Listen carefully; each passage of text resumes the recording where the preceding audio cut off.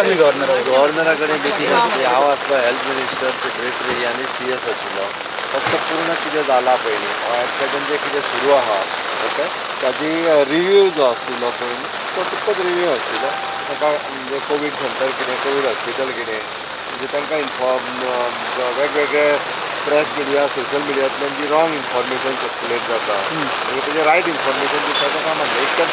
कितें point discussion बा सांगलें गव्हर्नरान एड्रेस करपाक वयल्यान आसा तें काम म्हणपाक लागलो. खूब बरें काम आसा सोशल मिडियाचेर आनी प्रिंट मिडिया, इलेक्ट्रॉनीक मिडिया म्हणल्यार चुकीचें दाखयता हें तेंच्यांनी सांगलें. वयल्यान जालें हें इतकें बरें काम तेंच्यांनी दाखोवपाक जाय.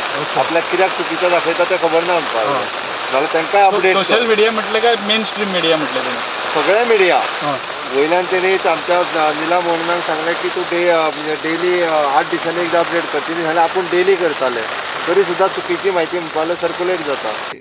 बहुत ही बड़ी इम्प्रोप्राइटी है on part of chief minister. I have never said anything against media और प्रिंट मीडिया और सोशल मीडिया. सही बात तो यह है कि मीडिया हमारी स्ट्रेंथ है. मुझको उसी के जरिए जानकारी मिलती है, इनसे तो मिलती नहीं है जानकारी उसी से मिलती है कि कहाँ कहाँ कमियां हैं. और उसी जानकारी के बेसिस पे मैंने मीटिंग बुलाई थी कि हमको कहाँ कहाँ करेक्शन करना है.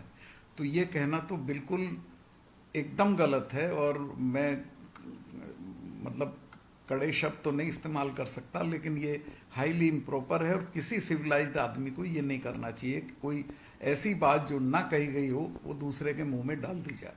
मैं मीडिया का 50 साल से पब्लिक लाइफ में हूँ. मीडिया से मुझे कभी शिकायत नहीं रही, बल्कि मीडिया बहुत फ्रेंडली रहा मेरे साथ. और गोवा में मेरा ये तजुर्बा है.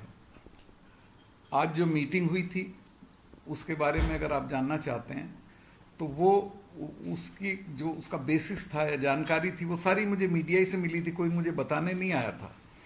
तो वो सारी चीज़ें मैंने रेज की थी. मैंने पूछा कि आप क्या लाइन ऑफ ट्रीटमेंट क्या है आपके पास कितने सेंटर्स हैं, कितने आपके कोविड हॉस्पिटल्स हैं, कितने कोविड सेंटर्स हैं, नया हॉस्पिटल खोल रहे हैं कि नहीं खोल रहे हैं, कितनी आपकी टेस्टिंग कैपेसिटी है, कितने आप पे वेंटिलेटर हैं, कितनी आप पे वैन्स हैं, जो शव ले जाने वाली गाड़ियां कितनी हैं. वो सारी चीज़ें सबकी जानकारी आई और डिपार्टमेंट के लोगों ने जो जानकारी दी वो काफ़ी दूर तक सेटिस्फैक्ट्री थी. लेकिन कमियां अभी बहुत हैं जो हमको ठीक करनी है सभी को. और जो आदमी ये कहता है कि हम बिल्कुल ठीक हैं वो गलत कहता है, वो कभी ठीक नहीं हो सकता है. अभी हमको एक नया कोविड हॉस्पिटल चाहिए जो एग्री कर गए हैं कि हम नॉर्थ में करेंगे. कोविड सेंटर्स हम लोग तालुका लेवल पे खोलेंगे. फिर जो असली इशू है वो है ट्रीटमेंट, लाइन ऑफ ट्रीटमेंट का. हम जो आदमी मरता है उसी को कह देते हैं कि कोमॉर्बिडिटी थी, वो तो टीबी का बीमार था या कैंसर का बीमार था. वो जो अगर कैंसर का कोई बीमार है वो कैंसर हॉस्पिटल जाता, वो कहते हैं कि नहीं तुमको तो कोरोना, तुम वहाँ जाओ. कोरोना वालों की जो लाइन ऑफ ट्रीटमेंट है वो पैरासीटामोल के अलावा कुछ है ही नहीं. तो कोमॉर्बिडिटी का बहाना बना के लोगों को नहीं मरने देना है, बल्कि उनको टोटल कॉम्प्रिहेंसिव ट्रीटमेंट हमको देना है. ये मैंने इन लोगों से कहा और ये इस पे मान गए कि हम आगे से ये करेंगे. और कोमॉर्बिडिटी का बहाना नहीं बनने देंगे लोगों की डेथ के लिए. डेथ बढ़ रही हैं. ये क्या नाम, जो नंबर्स बढ़ रहे हैं वो तो चलो, ये कि टेस्ट हमारे यहाँ काफ़ी हो रहे हैं. पूरे देश के पैमाने पे भी गोवा में टेस्टिंग फैसिलिटी भी और टेस्ट काफ़ी अच्छे तादाद में हो रहे हैं. लेकिन हाँ, मैंने ये भी इशू रेज किया जो एक MLA ने किया था जिसके भाई की डेथ हो गई थी कि खाना प्रॉपर नहीं मिलता था. तो ये उन लोगों ने माना कि हाँ कुछ वक्त ऐसा हो गया था चूँकि आउटसोर्स कर रखा किसी को. अब आउटसोर्स वाला तो आउटसोर्स वाला, वो क्या सुबह का खाना शाम को, शाम का दोपहर को, दोपहर का शाम को, ऐसे करते थे. लेकिन मैंने कहा कि इसको strictly quality of food should be washed और टाइम पे खाना मिलना चाहिए. चूँकि एक तो वो अकेले में होता है, वहाँ घर के लोग नहीं होते हैं. खाना उसको जब दे रहे हो तो उसका मेनू वगैरह सब चेक करिए आप. उसको वो लोग माने कि हाँ हम ठीक करेंगे. वो उनकी निगाह में कुछ वक्त इसमें गड़बड़ हुई थी जो अब नहीं है. वेंटिलेटर्स का था, ऑक्सीजन सिलेंडर्स का था, ICU फैसिलिटीज़, वो सारी चीज़ों पे मैंने रिपोर्ट ली. और हाँ, PPP किट्स का ज़्यादातर चीज़ें ठीक से हो रही हैं. Health minister, health secretary, chief secretary सब अच्छे से काम कर रहे हैं, चीफ मिनिस्टर भी कर रहे हैं, लेकिन कुछ पॉलिटिकल रीजंस जो हैं वो हमको रोक लेते हैं कुछ चीज़ें करने से। तो इसमें कोई पॉलिटिक्स नहीं करना चाहिए। मिसाल के तौर पे जब हमको लॉकडाउन लागू करना चाहिए था उस वक्त हमने नहीं किया, और प्रेस्टीज इशू नहीं बनाना चाहिए कभी। प्रेस्टीज मैं तो नहीं करूँगा। अब उसी जगह से वो जो क्या जगह है, वास्को, मेरे यहाँ भी आते थे 4 लोग, मैंने रोके बेटा वहीं रहो, वहीं तनख्वाह दे देंगे हम। वास्को में लॉकडाउन की जरूरत थी, नहीं किया। मंगौर में किया तो फिर उनको राशन पानी नहीं मिल रहा है। तो ये सारी चीजें थी जिसमें मैंने उनको, ये सारी जानकारी तो मुझे प्रेस से मिलती थी अल्टीमेटली, तो ये मैंने बताया, और कुछ चीजों पे उनको एडमिट करना पड़ा कि हाँ ये गलती हुई है। तो अब मैंने कहा कि सब मिलजुल के काम करो, एक दूसरे को क्रिटिसाइज मत करो। जितने उसको क्या बोलते हैं, एक वर्ड है अंग्रेजी का, सिनर्जी होनी चाहिए मिनिस्टर्स में या अफसरों में, उतनी नहीं है, वो ज़्यादा होनी चाहिए। खासतौर से क्राइसिस के दिनों में और ज़्यादा होनी चाहिए।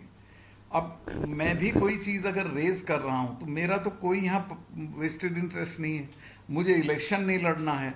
मैं भी अगर करूँ तो आप उसको इशू मत बनाइए, प्रेस्टीज इशू के गवर्नर ने ये पूछा। गवर्नर पूछ सकता है, क्योंकि गवर्नर के ऊपर बैठे वो मुझसे पूछेंगे, फिर मैं गलत जानकारी दूंगा, आपको बुरा लगेगा। तो मैं इसलिए पूछता हूं कि सही जानकारी मुझे हो, जहां मैं करेक्शन करा सकता हूं करेक्शन कराऊं, और ऊपर रिपोर्टिंग जो करूं वो सही करूं।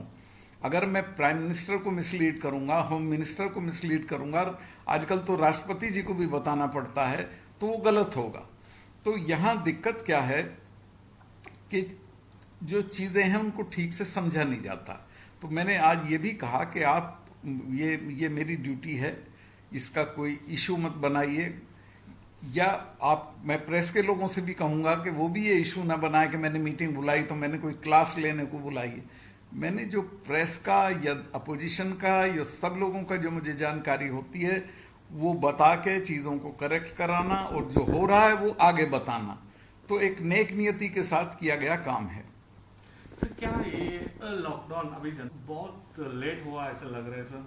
अभी गवर्नमेंट ने, इसमें अलग अलग राय है लोगों की। ये कुछ की तो ये राय है कि इसको ज्यादा करना चाहिए, कुछ की ये राय है कि देर से हुआ तो अलग अलग राय है। मुझे बहुत, अपोजिशन पार्टीज का तो ये कहना कि ये 15 दिन को होना चाहिए, कोई महीने वाला भी आ जाएगा। तो ये असेसमेंट करना डिपार्टमेंट और चीफ मिनिस्टर का काम है। सर आपका व्यू क्या है सर? अभी personally as a case increase हो रहा है, उसका वजह से गोवा गवर्नमेंट ने कुछ तो एक सीरियसली डिसीजन लेना चाहिए था पहले ही। वो केसेस जो बढ़ रहे हैं उसका एक बड़ा कारण तो ये बताते हैं कि टेस्ट ज़्यादा हो रहे हैं इसलिए बड़े दिखते हैं, लेकिन सही बात ये कि पूरे देश में बढ़ रहे हैं, और यहाँ का अभी पीक आना है वो नहीं आया है, तो उससे डरने की ज़रूरत नहीं है। बस हम ये उनको बेहतर इंफ्रास्ट्रक्चर प्रोवाइड करें, उनको बेहतर इलाज प्रोवाइड करें, उनकी देखभाल करें, तो उससे ज़्यादा घबराने की ज़रूरत नहीं है। लेकिन ये सही है कि ये जो हमने लॉकडाउन किया है इसकी कामयाबी तब होगी जब हमारे नागरिक अपने से समझें, वो लापरवाही ना बरतें, वो खुले में ना घूमें, वो मुंह ढक के रखे। हालांकि मुझे बोलने के लिए ये हटाना पड़ा, लेकिन वो हर वक्त मुंह ढक के बोले, फासले के साथ तो मैं बैठा हूँ आपसे, उसमें तो कोई दिक्कत नहीं है। तो हमारे करने से वो कामयाब होगा।